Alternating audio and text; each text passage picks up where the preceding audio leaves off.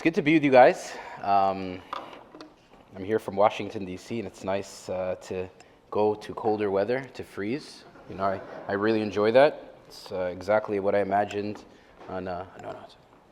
exactly what I imagined I would flee to from Washington, to nice extra cold weather. It's good to be with you guys.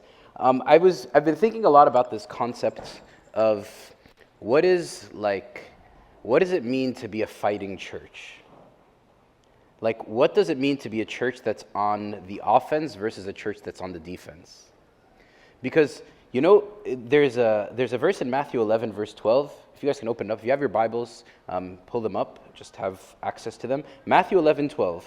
Since we're talking a lot about John the Baptist these days, Matthew 11, 12 says, "And from the days of John the Baptist until now, the kingdom of heaven suffers violence, and the violent take it by force." Now, many people read that message and they're like, what? I thought the gospel is supposed to be a gospel of peace. Yes, the gospel is a gospel of peace. But those who want the kingdom of heaven, they will fight, they will wrestle, they will shed their blood for the sake of the kingdom. And when you look around this church, look at the martyrs and the confessors and all the saints who are around us, that are encouragements or reminders to us of what it, like the zeal and the fire that people have for the kingdom of heaven. And I don't know about you, but it always feels like we operate as a church on the defense. Like, it always, like, if you speak about, we talk to the priest, like, I was telling Abuna this last night. I was being very vulnerable and telling him, Abuna, I'm not doing any outreach. I feel like I'm just a fireman. I'm just putting out fires in people's lives. Like, there's no way for me to do outreach because of just the volume of stuff that's going on in people's lives. And I don't think the church is called to be a defensive church. It's called to be an offensive church, a church that is bringing the kingdom of heaven to a place where there's so much darkness. But we know that 1 Peter, in chapter 5, verse 8, St. Peter says, "Be sober and be vigilant, because your enemy, your adversary, the devil, walks about like a roaring lion, seeking those whom he may devour." Your enemy crawls around like a lion, seeking those whom he may devour. So we have this church that wants to be on the offense. All of us, I think, when you say, if I were to ask you, do you love Jesus? You'd say, yeah, absolutely. If I were to ask you, do you want to be like all in your relationship with Jesus? You'd say, yeah, I'm here, Buna. Like, I'm sitting here in SMSK and I'm listening to your word, and I took communion and I'm participating in the life of the church. Like, yeah, I want to be on the offense. So why is it that we're constantly feeling on the defense? Why is it that there is this lion who crawls around like a lion, and oftentimes we feel like we are devoured? And I don't know about you, like I said, I want to be on the offense rather than on the defense. There's a great story in 2 Samuel chapter 23. Can you pull it up? Would you mind just having it on the... How many of you have ever heard of Benaiah? Benaiah the lion chaser. Have you guys ever heard of Benaiah? It's a great little random story in 2 Samuel chapter 23. It's a great story. And I love this character of Benaiah. 2 Samuel 23, start from verse 20 for me. Benaiah is this character that instead of him being defeated by lions, instead of him being beat up by lions, he is this character that goes on the offense. He's this character that fights. And when you go to this passage, it says, Benaiah was the son of Jehoiada, the son of a valiant man from Kabzeel who had done many deeds. He had killed 2 lion-like heroes of Moab. He also had gone down and killed a lion in the midst of a pit on a snowy day. Like, I just want to give, like, framework for what's happening here. Like, most people, has anyone ever actually come, like, close to a lion before?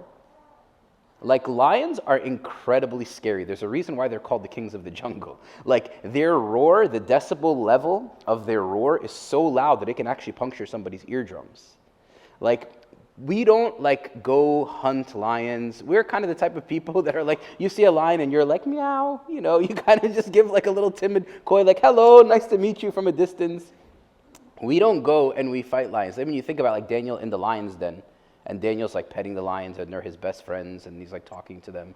Like, Benaiah, he sees a lion, and he runs, what? Towards the lion. You and I, we see lions, and we run from lions. But the goal of the Christian is to be what? A lion chaser. If the enemy crawls around like a lion, we are to find the enemy and subdue him. Is that not what the gospel says? The gospel says, behold, I've given you all authority to conquer every serpent, every scorpion, and every power of the enemy. Yes or no? Is that just theoretical authority that God gives us, or is it like real?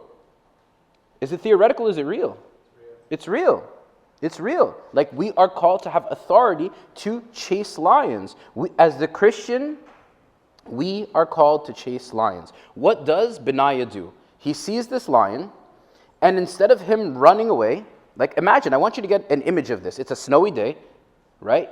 It's cold. Like, y'all in Toronto are used to snow. Like, it's cold, you're not feeling good. Like, I'm out for 30 seconds in Toronto, my fingers hurt. I just want to run into a closet and get some warmth, right?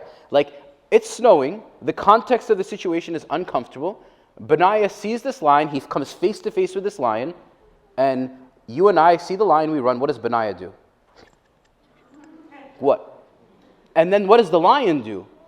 The lion runs away from Benaiah into a pit. And what does Benaiah do? Like, okay, the lion runs away from you. He jumps into a pit. The natural thing that you would do is you'd be like, okay, thank God. God delivered me from the lion. What does Benaiah do? He jumps into the pit. like this is craziness. But this is one who knows the authority that God has given him. This is what God has called us to be. Valiant, mighty men and women. Not ones who cower in fear, not ones who are scared, not ones who operate from a place of defense, but a church that operates on the place of offense. That's the goal of the church. The goal of the church is to say, where is their darkness? We want to bring light. Where is their pain? We want to bring healing. Where is their suffering? We want to bring comfort. Where is their death? We want to bring light. Fill in whatever adjective you want to fill in. The church is called to be the opposite. And the reality is, I think the reason why we're not lion chasers is because we're afraid of lions. Why are you afraid? Why are we afraid? Do we think that we operate alone? Like, I remember when I was in Egypt, and I went to go visit Deir Embabul, the monastery of St. Paul. And I remember they would tell me all these stories about Abuna Fenus. You guys, anyone here of Father Fenus? Abuna Fenus is a modern-day contemporary saint. Like, they say he reached a very, very high level of spirituality. And they say till now, that when people have demon possession, they bring them to where Father Fenus is buried, and he still is exorcising demons after his passing. Why am I saying this? I'm saying that even there's a great writing of St. Isaac the Syrian that talks about St. Thomas, and St. Thomas personifies the devil.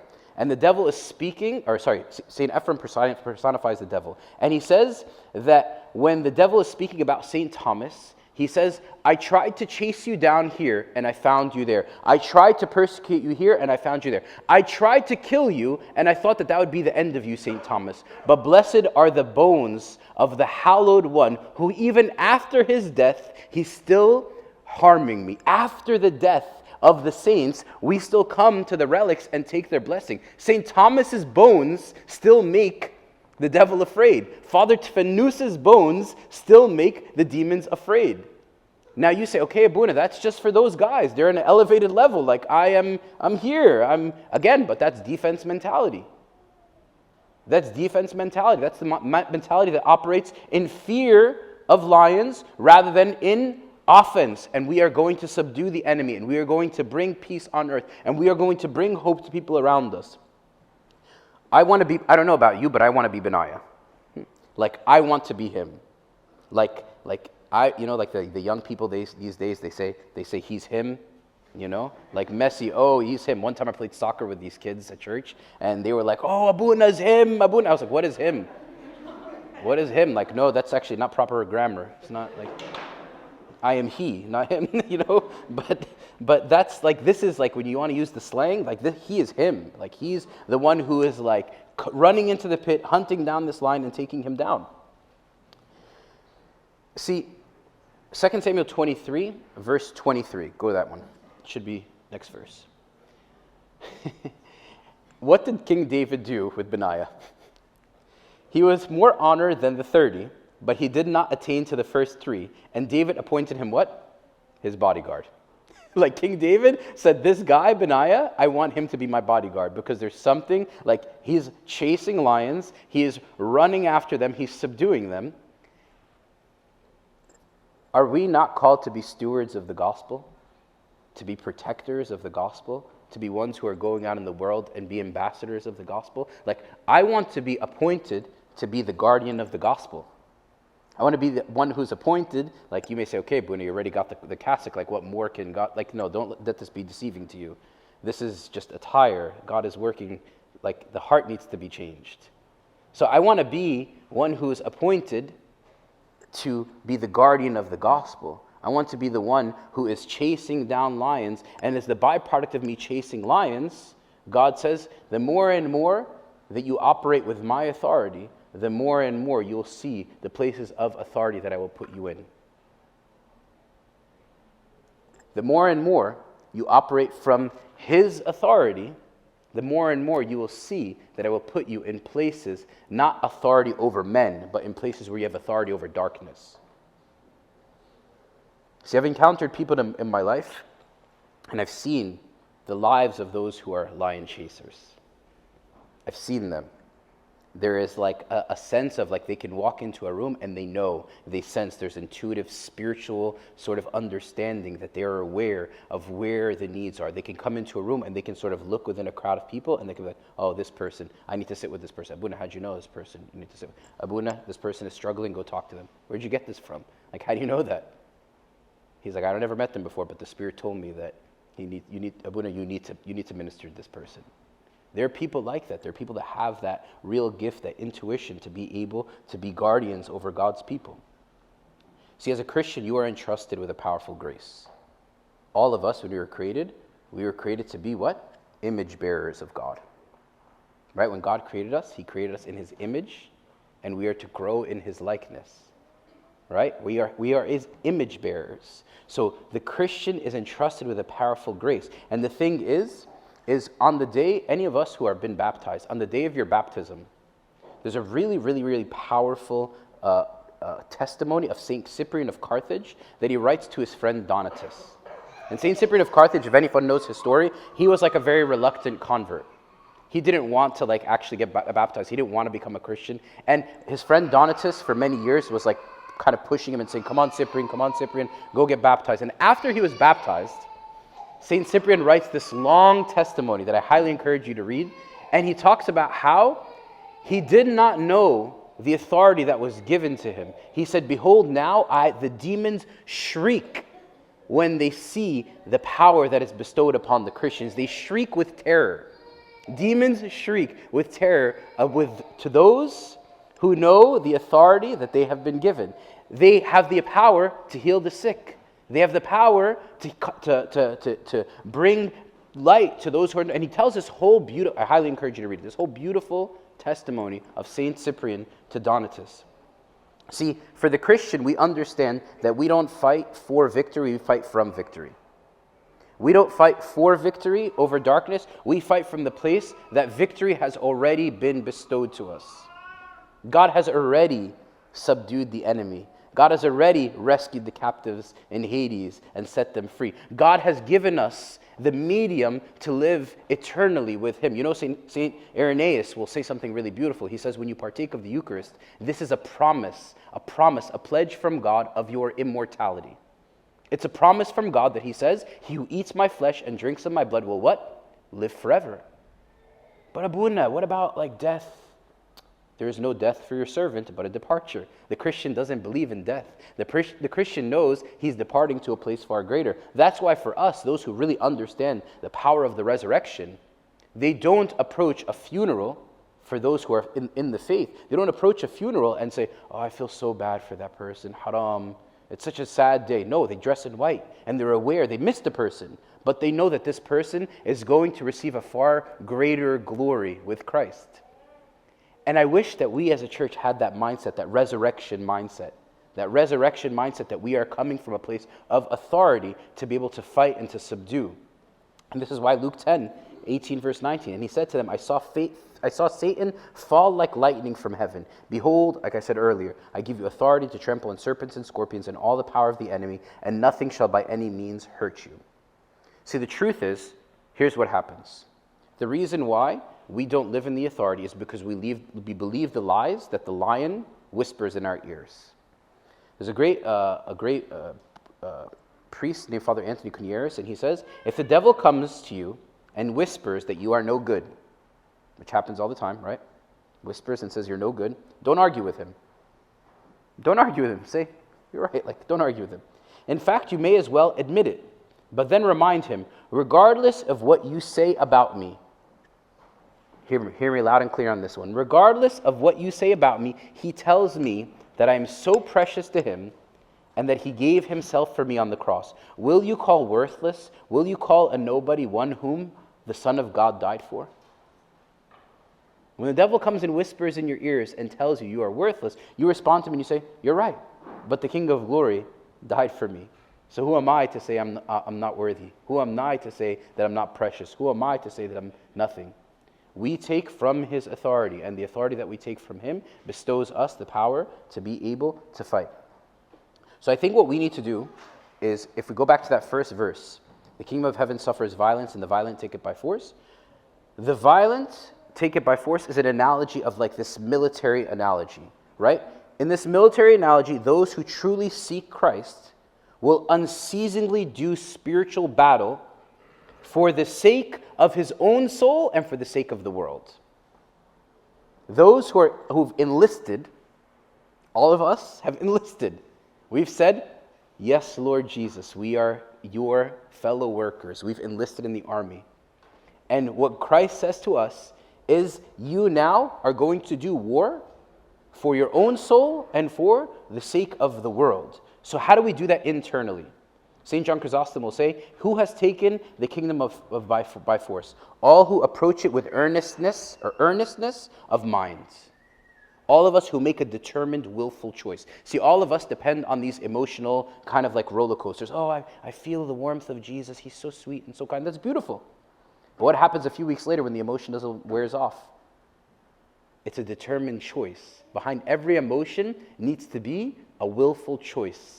The willful choice to us to say that even when I don't feel like following you, Jesus, even when I don't feel like going to war for you, Jesus, I do it because I know that I've enlisted as your son and daughter to do war for my own soul, for the sake of my family, for the sake of my community. I have chosen to follow you. No turning back. We know that old song.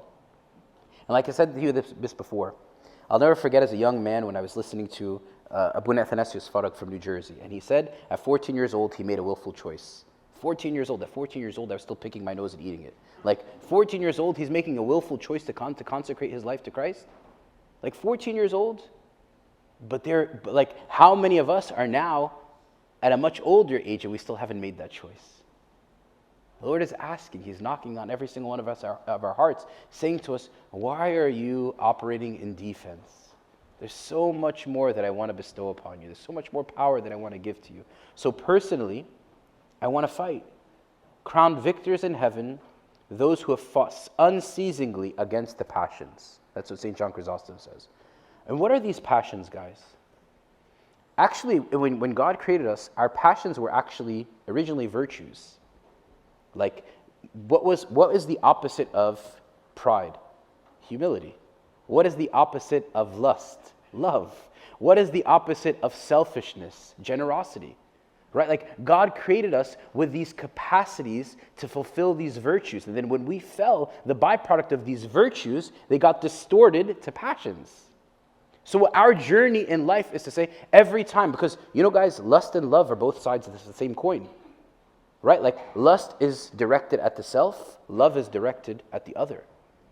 Right? Selfishness is self-love instead of the love that is supposed to be expressed to the other. So within us, we have this personal battle that we have to go to war against the things that are hindering us from being who God is calling us to be.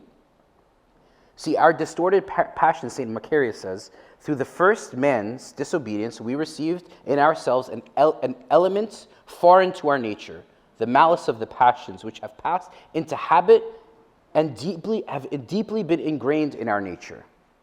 We have a sickness in what God created us with. So that's why we come to the physician to heal us from those things. That's why we war against ourselves to be able to fight against those things that are hindering us.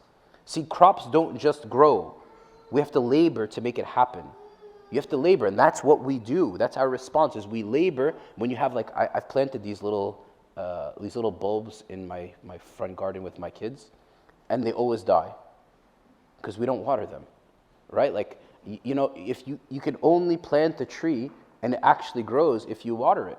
Like, and we say, Abuna, like, I've been trying for so many years to grow spiritually. Abuna, I want to do this. Abuna, Are you watering? Like, what are you doing to water your soul? And you'll say, Abuna, I come to church. Okay, great. That's great. I come to Bible study. That's great. Abuna, I pray from time to time, like inconsistently. Okay, well, let's pick up a little bit. Abuna, from time to time I read my Bible. It's not really that important to me. Okay, let's pick it up. Like, it requires us to do some work. That's why we know that St. Paul says, work out your salvation with fear and trembling. We have a responsibility to respond to the immense grace that God has given me. If I wrote you a check for $1 million, $1 million, well, it's $1 million American, not Canadian. $1 million, because we don't want 700 grand. We want it to be the full million. I'm so insulting to you Canadians. I'm so sorry. Forgive me. I write you a check for $1 million, and I say to you, here, my friends, the Canadians, you are rich. You have $1 million now. And what you say is, thank you so much, Abuna. You're so generous. I really appreciate your generosity towards me. Like, oh my gosh, how could you be so good to me? And then you take that check and you use it as a bookmark. Are you stupid? Like you use it as a bookmark. You're not rich until you do what? You respond to what was bestowed to you. You take that check, you cash it. But say, for example, you cash it and you put it in the bank, and then you never enjoy it. You just kind of leave it in the bank, and you're like, oh, this is just, I'm rich now. I just like to look at my bank account from time to time. You'd say that person is a dummy. He's rich, but he's living like a poor person. That's us. We are rich, but living as poor people. God has bestowed upon us all of this. Like, look at the cloud of witnesses. Look at this right here. Just in this little pulpit, there are 6 relics of saints right here. Wow. Like, the grace that has been bestowed upon the DNA of the saints, we come and we venerate and we kiss because we know that there's great power in those who followed him. Crops don't just grow. You got to water it. So, how many have read the book by Abuna Kurlis Ibrahim, All That I Have Is Yours? He has this thing called lukewarmness check. It's a great little thing. He says, a warning sign that lukewarmness is setting in is when we give little importance to small acts of piety and struggle towards virtue. The more we ignore them, the more we'll end up paying no attention to the big things. So when you ignore the small things, you'll start to ignore the big things. We must remain on guard to avoid suffering from what C.S. Lewis calls the horror of the same old thing. The horror of the same old thing. Jesus has no use for half-hearted disciples. No one who puts his hand to the plow and then looks back is fit for the kingdom of heaven. There will always be ups and downs in the spiritual life, but we must always be ready to begin again. Spiritual struggle demands a love that is watchful. Lukewarmness is a lack of interest and care in seeking God, doing his will, and fulfilling our obligations towards him. So your lukewarmness check is, are you compromising in the little areas? Like the little things. I could cut this corner here at work. I could cut this corner here with my kids. I cut this corner here with like the small things impact the big things. And when I start to compromise in the small things, slowly but surely the big things are compromisable too. Like nobody falls into a deep grave sin overnight. Nobody's like, oh my gosh, Abuna, it just happened. There's always a story of like something was tugging at the person's soul that made them fall away from God. So I guess the question for us is, what makes a person get cold spiritually?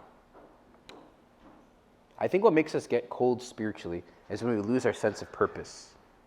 When we lose our sense of like our true identity, the true authority that God has been given us. When we have no one to hold us accountable.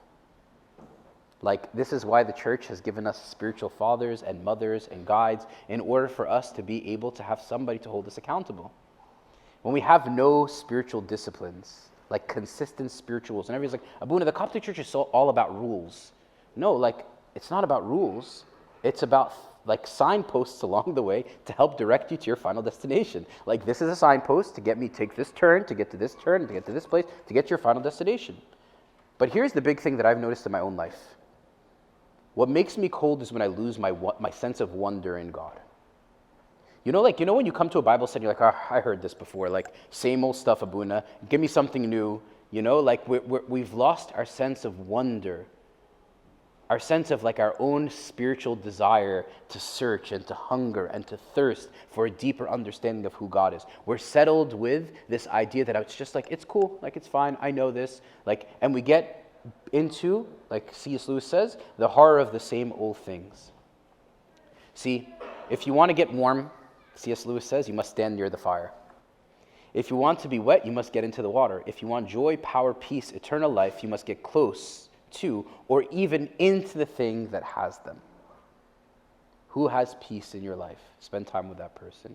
Who has joy in your life? Spend time with that person. Who is inflamed with the love of Jesus? That's the person that you need to be encouraged by. All of us need that internal peace of us going in and fighting.